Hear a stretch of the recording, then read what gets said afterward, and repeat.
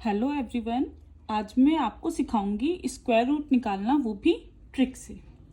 देखिए, 1 का स्क्वायर 1, 2 का स्क्वायर 4, ऐसे 20 तक स्क्वायर होते हैं। ये स्क्वायर आप सबको लर्न नहीं होंगे, अगर लर्न नहीं है तो आप कर लीजिए। इस ट्रिक के कॉन्सेप्ट को समझने से पहले आपको ये समझना होगा। देखिए, जब भी हमें क्वेश्चन गिवन होता है तो उसकी अगर यूनिट डिजिट 1 है तो हमारे आंसर की यूनिट डिजिट या तो 1 होगी या 9 होगी। अगर क्वेश्चन की यूनिट डिजिट 4 है तो हमारे आंसर की यूनिट डिजिट 2 होगी या 8 होगी।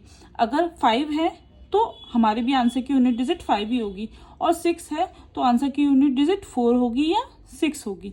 अगर 9 है तो या 3 होगी या 7 होगी। ठीक है, आप लर्न कैसे करेंगे? देखिए, 1 का स्क्वायर कितना होता है? 1। 9 का स्क्वायर 81, तो यूनिट डिजिट 1 आई ना। इसी तरीके से आप इस कॉन्सेप्ट को लर्न कर लीजिएगा। अच्छा, एक और चीज माइंड में रखिए, अगर हमारे पास कोई भी नंबर है उसकी यूनिट डिजिट 2, 3, 7, 8 है तो वो नंबर परफेक्ट स्क्वायर नहीं होता, और अगर नंबर परफेक्ट स्क्वायर नहीं है तो उस पर ये ट्रिक नहीं लगेगी।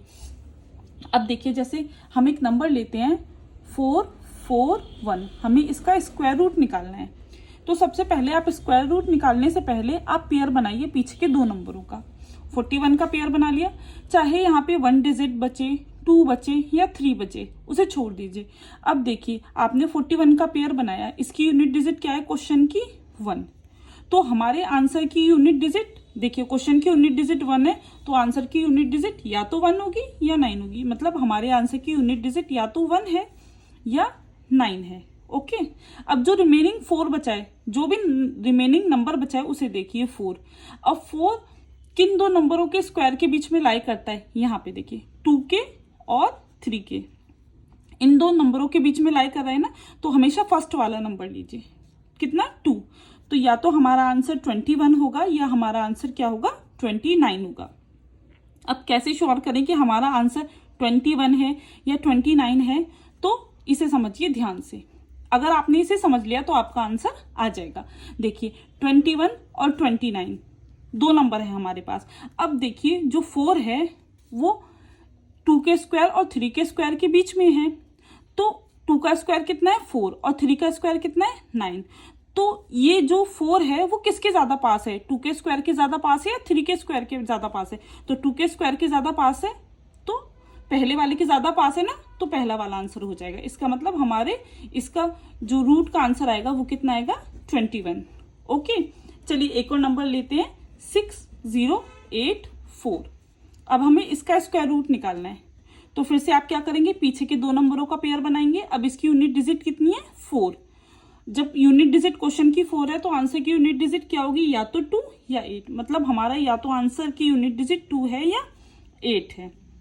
अब जो हमने रिमेनिंग नंबर छोड़ा था वो कितना था? 60। अब देखिए, 60 किन दो नंबरों के स्क्वायर के बीच में है? 7 के एंड 8 के। 7 का स्क्वायर 49, 8 का स्क्वायर 64, इन दोनों के नंबरों के बीच में है ना, तो पहला वाला नंबर लीजिए। कितना? 7। इसका मीन हमारा या तो आंसर 72 होगा या आंसर 78 होगा। अब आंसर 72 है या 78 है, कैसे पता करें? तो देखिए, अब जो 60 है वो इसके ज्यादा पास है या इसके ज्यादा पास है? देखिए, 64 दूसरे के ज्यादा पास है ना, तो दूसरे के ज्यादा पास है तो दूसरा आंसर हो गया। तो इसका आंसर कितना आया? 78। चलिए एक और नंबर लेते हैं, 10816। अब हमें इसका स्क्वायर रूट निकालना है। फिर से लास्ट के दो नंबरों का पेयर लीजिए। कितना है? 16। अब देखिए, अगर लास्ट का यूनिट डिजिट 6 है तो आंसर का यूनिट डिजिट क्या होगा? या तो 4 होगा या 6 होगा। ओके, अब जो रिमेनिंग नंबर बचा है उसे देखिए। कितना बचा है? 108। अब 108 किन दो नंबरों के स्क्वायर के बीच में है? तो देखिए, 10 का स्क्वायर 100, 11 का स्क्वायर 121, तो 10 और 11 के बीच में है। तो हम क्या करते हैं? पहले वाला नंबर लेते हैं ना, तो पहले वाला नंबर लीजिए। मतलब या तो 104 होगा या 106 होगा हमारा आंसर। अब इन दोनों में से पता करने का फिर से वही मेथड। देखिए, 108 किसके ज्यादा पास है? 100 के ज्यादा पास है या इसके ज्यादा पास है? तो 100 के ज्यादा पास है ना, मतलब पहले वाले के ज्यादा पास है, तो पहला वाला आंसर हो गया। तो इसका आंसर हो गया 104। ठीक है, तो ये स्क्वायर रूट निकालने की ट्रिक थी। अगर आपको पसंद आई है तो मेरे चैनल को लाइक कीजिए, सब्सक्राइब कीजिए। Thank you for watching. Bye.